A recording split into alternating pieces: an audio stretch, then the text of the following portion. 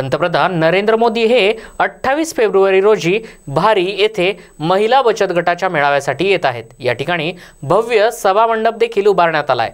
2 लाख महिला या मेळाव्यासाठी आणण्याचं नियोजन देखील करण्यात आलेलं आहे। मंत्री गिरीश महाजन यांनी सभास्थळी जाऊन सर्व समितीचा तयारीचा आढावा घेत बैठकाही घेतल्या। या बैठकीला मंत्री गिरीश महाजन, पालकमंत्री संजय राठोड, जिल्हाधिकारी डॉक्टर पंकज आशिया, जिल्हा पोलीस अधीक्षक डॉक्टर पवन बनसोड, आमदार मदन येरावार आणि इतर आमदार हे उपस्थित होते। महिला सक्षमीकरणाच्या दृष्टीने माननीय पंतप्रधान यांचा दृष्टिकोन आपल्याला माहिती आहे, अतिशय वेगळा आहे। महिलाचं सक्षमीकरण झालं पाहिजे, ते आपल्या पायावर उभ्या राहिल्या पाहिजे आणि त्या दृष्टीने बचत गट असतील, उमेद असतील, याच्या महिलांचा मोठा मेळावा, मोठा म्हणजे महाराष्ट्रामध्ये आतापर्यंत एवढा मोठा मेळावा झालेला नसेल, एवढा मोठ्या प्रमाणामध्ये संख्येमध्ये आमच्या भगिनी या ठिकाणी येणार आहेत। आपण बघता इथे तयारी बघून मला असं वाटतं की मी अनेक कार्यक्रम बघितले साहेबांचे, मी नियोजन त्या ठिकाणी करायला होतो, पण सर्वात मोठा कार्यक्रम मला वाटतं हा यवतमाळला या ठिकाणी होणार आहे।